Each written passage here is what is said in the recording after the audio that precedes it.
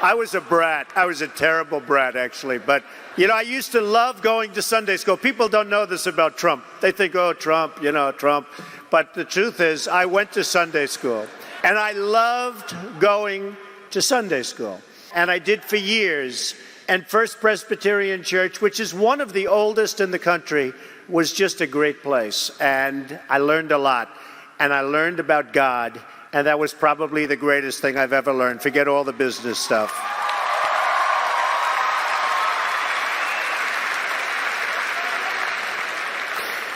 When I was asked to speak, I said, do you want me to speak? These are, in many cases, young people that are going and they want to conquer the world and do well. Or do you want me to talk politics? And they said, well, maybe you talk about success, but you could mention a little bit about politics. Well, let's start by saying that our country is in serious trouble. It's in serious trouble. We have $17 trillion in debt. We have a real unemployment of 21%. Forget the 8.2% nonsense. The real number is 21%. The numbers are such that you can't read them anymore. When you're looking for a job and then you give up, they take you off the unemployed and your number doesn't show up. So we're anywhere from 16 to 21%. The world is laughing at us. We're like a bunch of patsies. China is taking advantage of us like nobody has ever done before. China, I sold an apartment recently for $53 million in a building in New York, and a great building. All my buildings are great. To a Chinese gentleman who, in all fairness, I'm not knocking Chinese leadership. If you can get away with it, get away with it. But he said, how do we get away with this? He actually is asking me, how do we get away with it? Our leaders don't get it. Let me give you a little example. The Olympics. We wanted to get the Olympics in Chicago. Now, the President of the United States makes a trip to Europe on Air Force One. Trip must have cost probably $10 million if you knew what these planes cost with all the security. He goes there to make the case that the Olympics should come to the United States. This is called amateur hour. He gets an audience, and he leaves. So I say to myself, oh, we've got the Olympics, it's done. Because no president of the United States would have ever gone to Europe and made such a big deal unless he got or had a wink and a nod, meaning you come here, you're getting it. Not only didn't we get it, we came in fourth place. Now think of this. This is the way our country is run. We are losing our jobs and our manufacturing to other places. We talk about Apple. Everyone's talking about Apple. And Apple's wonderful. But they don't make their product here. They make it mostly in China. So what are we gaining? We're not gaining. They make the product. Why can't we make computers? Why can't we make cell phones? Why can't we make the iPhone in this country? We should be doing it here. We just seem to have lost our edge. And now we're in a position that unless things take place and take place fast, we are going to be, for many, many years to come, in serious trouble to the point that I don't know that you can really come back. OPEC. Take a look at OPEC. You go to their airports. You see where they live. You see the way they live. Unbelievable. Then you come in to LaGuardia, to Kennedy, to LAX, and it's horrible. It's like a third world country. We're spending money that we don't have. We're borrowing money from China to fight in Libya, so they go out and kill our ambassador and other Americans. And then guess where China gets a lot of its oil? From Libya. We don't get the oil from Libya, China does. And I see that, and I made the statement, and people said, oh, it's so controversial. It's so controversial. We get called by the Libyans. They were being routed, if you remember. They were being routed by Gaddafi. It was over. So the rebels, like Gone with the Wind, the nice romantic term, rebels. Most of them came from Iran and they were fighting us in Iraq. But the rebels convinced us to spend billions of dollars on helping them. Now, when they come, just like the Olympic story, what president would do that unless you know you're going to win? Same story here. They come, they're about over, it's 2 days from the end, and they say, we need help. Now, if Jerry were in this position, if I were in this position, or if somebody that had some brain power were in the position.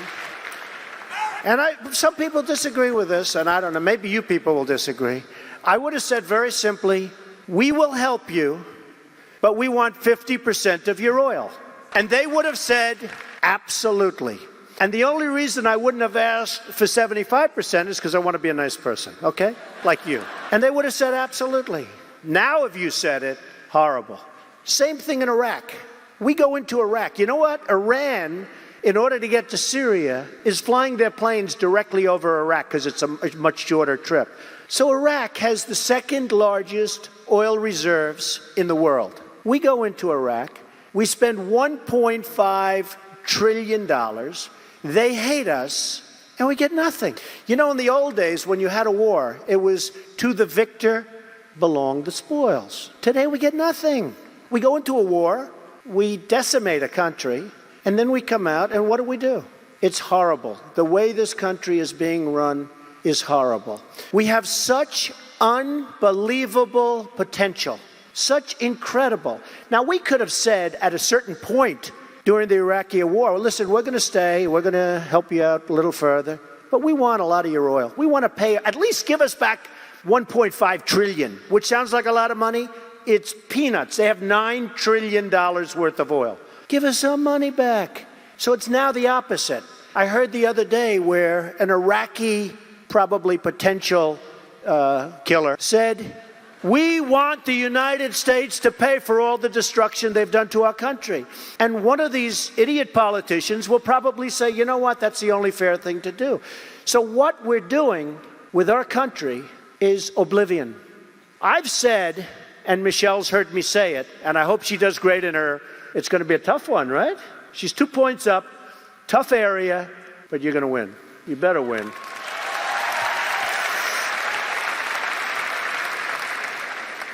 But I've said that in terms of this country, we don't need OPEC. We have so much oil. You probably, with your luck, Jerry, you probably have it right under here. I don't know if you want to touch it, but you have it right under here. But we have so much oil and so much energy that, in all fairness, 4 years ago, we didn't know existed. Between the natural gas and actual oil, and it's pure, beautiful oil. We don't need OPEC.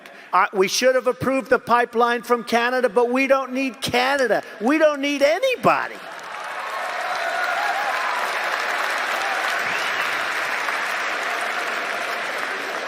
Now, I left New York, and New York is being flooded with presidents and dictators and everybody. You got some dictators, you got some presidents, some are sort of a combination of both. They call themselves president, but they're actually a dictator. But we got hundreds of them. They're in New York. We have a president that's in New York. You know how many meetings he's going to have? Not one. He's not meeting with one foreign leader. Now, they talk about our country, and they talk about how Barack Obama has done so well in foreign relations and his foreign policy. He's so brilliant. Everything's terrible.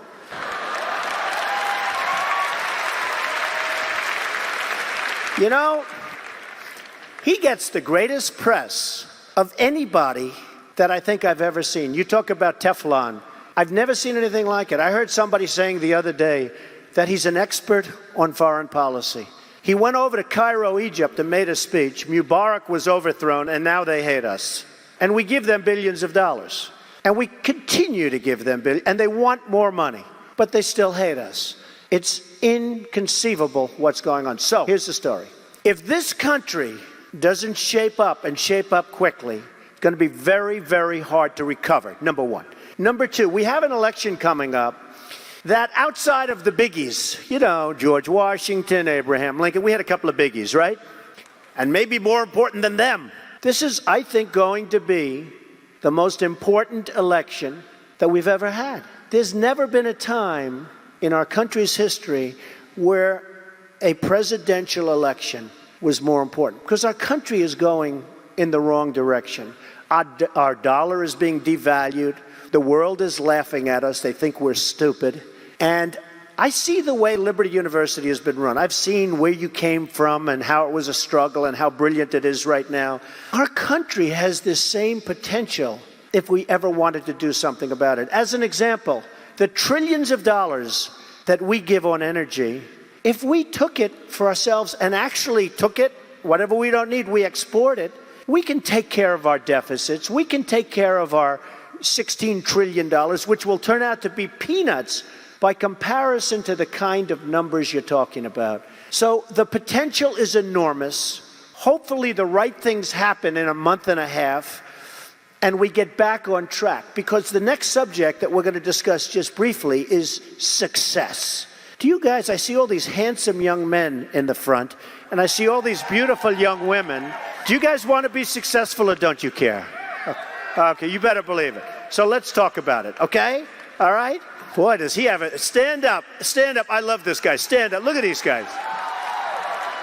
You have great people. I love them. Because I was no different when I was 20 years old, believe me. I wanted to be successful. I wanted to get out of Brooklyn. I said, Pop, I love you, but I want to get out of Brooklyn. I love Brooklyn, but I want to get out. And I love those buildings. You know, I looked from Queens and Brooklyn, and I'd see those big buildings, those big skyscrapers in Manhattan. I said, Pop, that's what I want to do. That's what I wanted to do. And lots of things can happen. I mean, I'll give you one story. About 8 years ago, I was approached by NBC and Mark Burnett to do a show that they had entitled The Apprentice. Now, I had an agent, a big, big, big agent, and he was a great agent, but I shook Mark Burnett's hand, and NBC was dying to do it, and they said, we'd only do it if you do it, Trump. You're the only one we want, nobody else. So I was honored, and I said, you know, okay, I'm going to do it. I knew nothing about television, nothing. So my agent calls me. I heard you accepted doing The Apprentice. I won't let you do it. I said, you're fired. He's worse than me. I did say that, but I waited a little while. Okay, you're tough. So Jim said, Donald, in the history of television, there's never been a primetime show about business or what you're trying to do that succeeded. I said, I wish you told me that. Then he said, and only 3% of the shows that go on television make it. So in other words, you're probably going to have a failure anyway, but you'll definitely have a failure. I'm your agent. I do not want you to do this show. So I said, you know, Jim, I have a problem.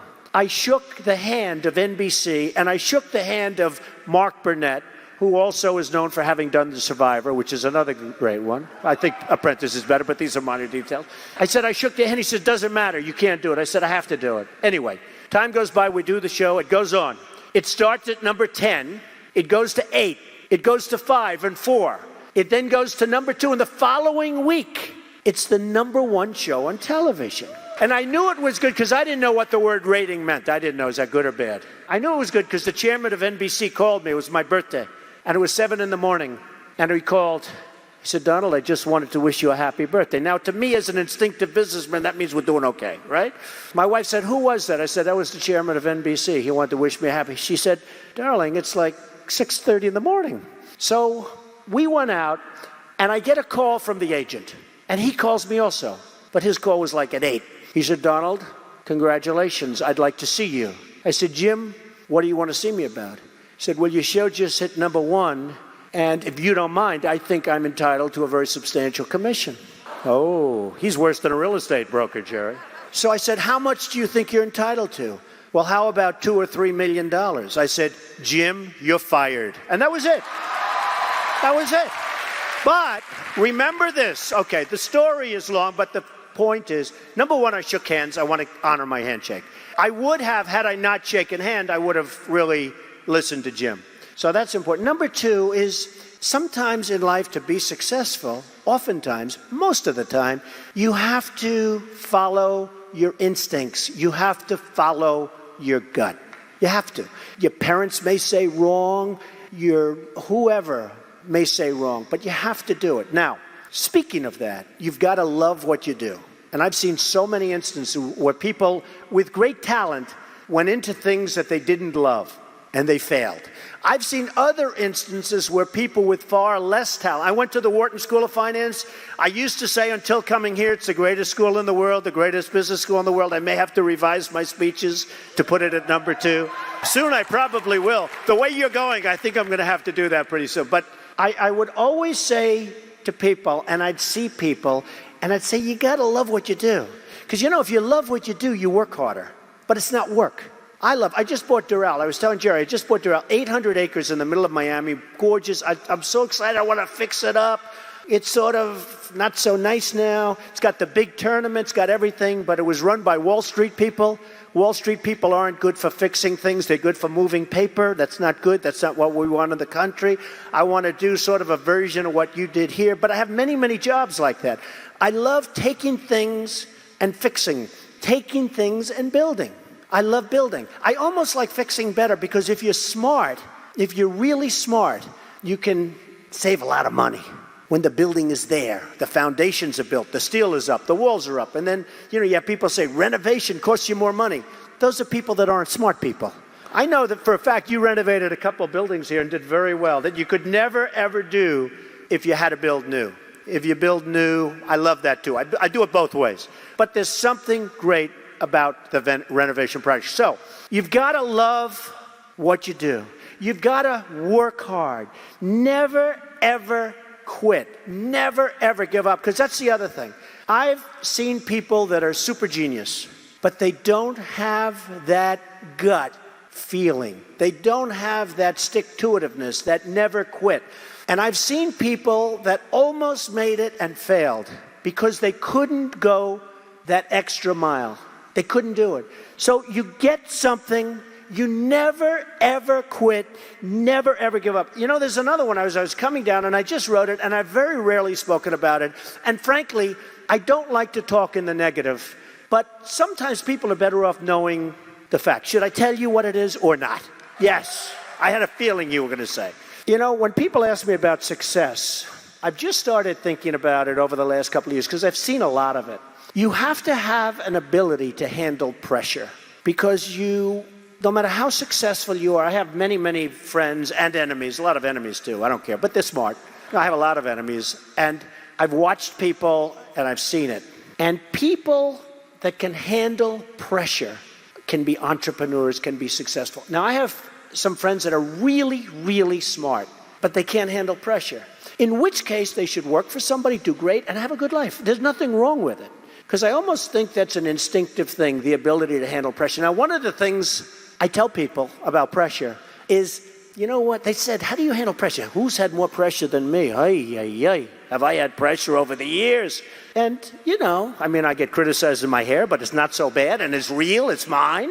It is my real hair. I get killed. I had an article recently that was so good.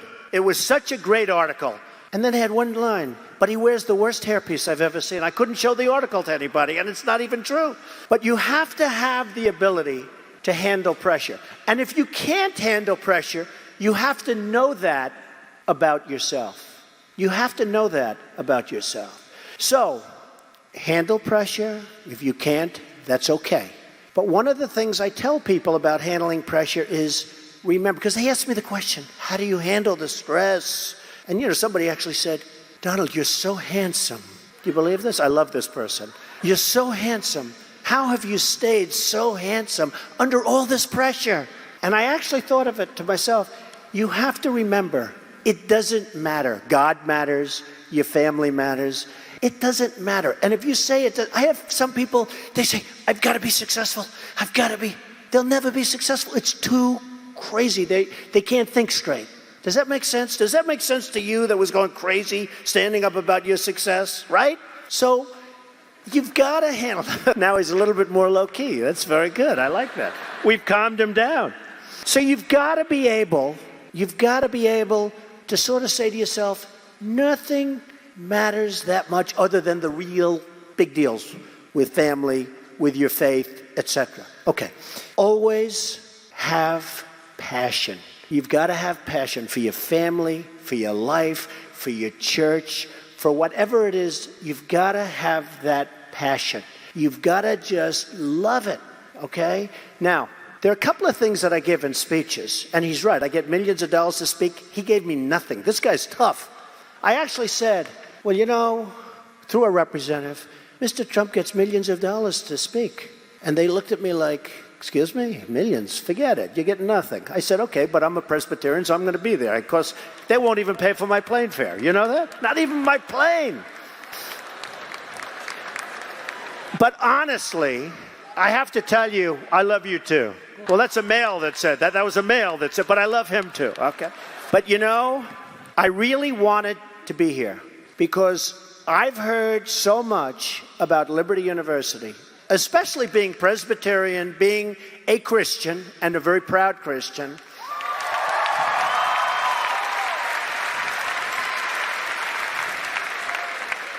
And a real Christian. People are going to say, gee, I wonder what he meant by that. I've heard so much about Liberty University and the job that's been done that this was really, really my honor. I always finish off by saying two things, but I'm not going to say them to you because you people don't have this problem. One is in business, get even. If somebody hurts you, and I use a much different word in other speeches than I do, but I won't use it. Because Becky said, please don't use bad language, said I missed it. So I'm not going to use it. So I'm going to say, should I use it? No, I won't use it. I promised. You know, I did it in front of a rough group of Teamsters in Las Vegas. They were great. And I did it, and I used some really foul language. I got killed by that language because that was broadcast all over the place. But I wouldn't do it. But I always say, don't let people take advantage. This goes for a country, too, by the way. Don't let people take advantage. Get even. And you know, if nothing else, other people will see that, and they're going to say, you know, I'm going to let Jim Smith or Sarah Malone, I'm going to let them alone because they're tough customers. So I always say it, but I won't say it to you because this is a different audience. You don't want to get even, do you? Yeah, I think you do.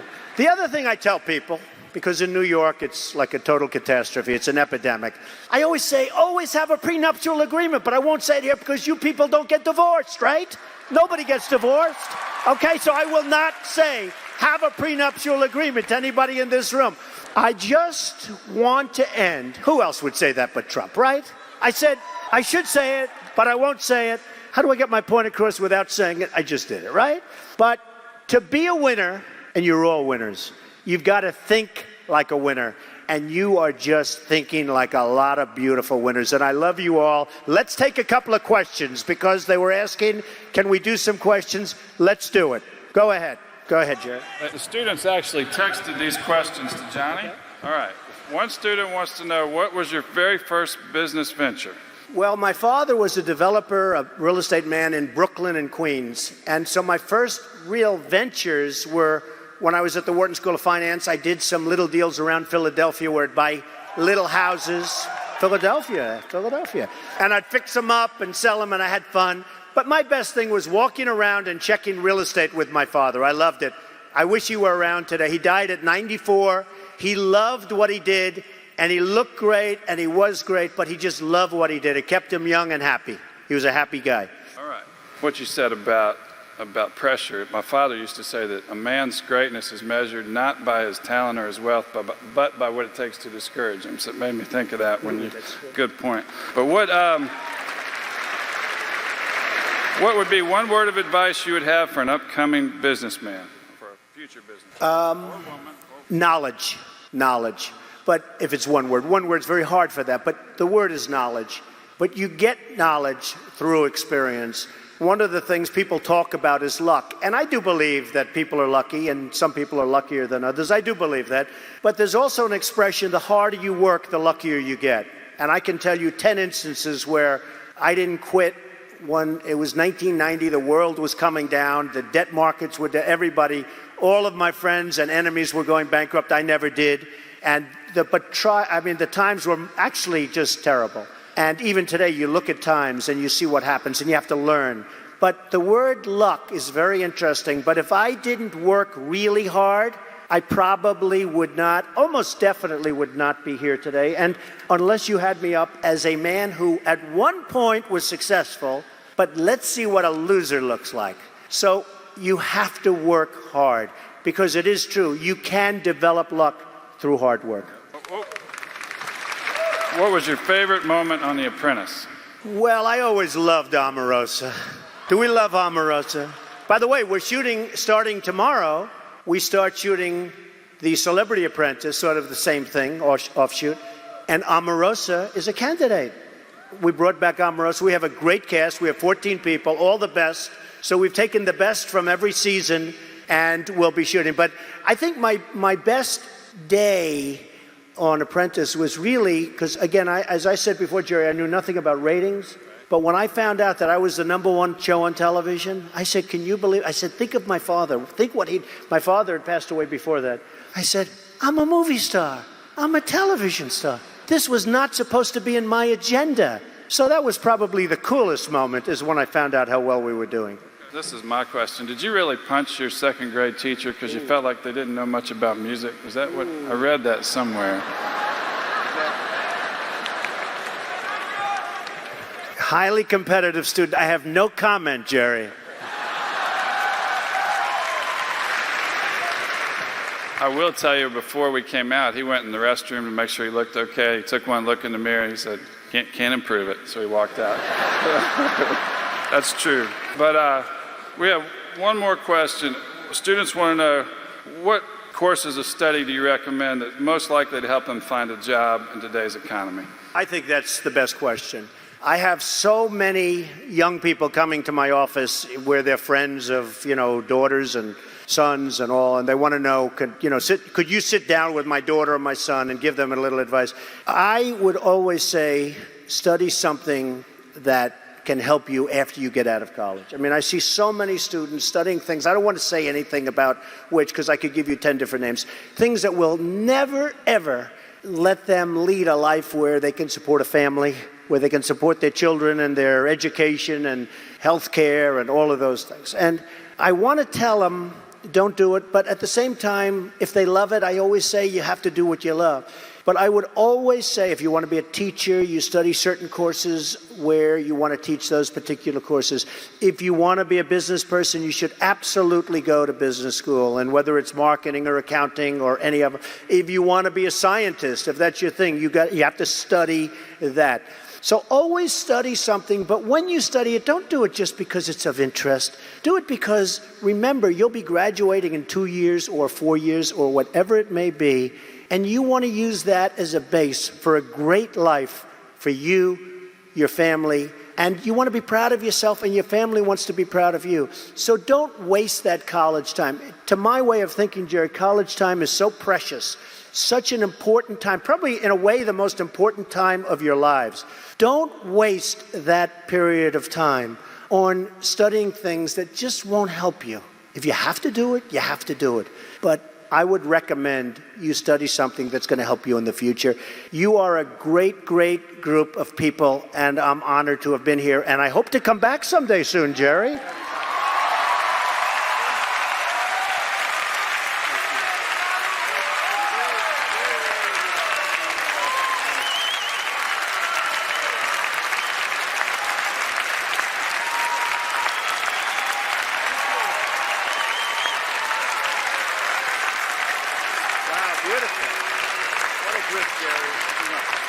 It's not too late to get back in the presidential race, is it?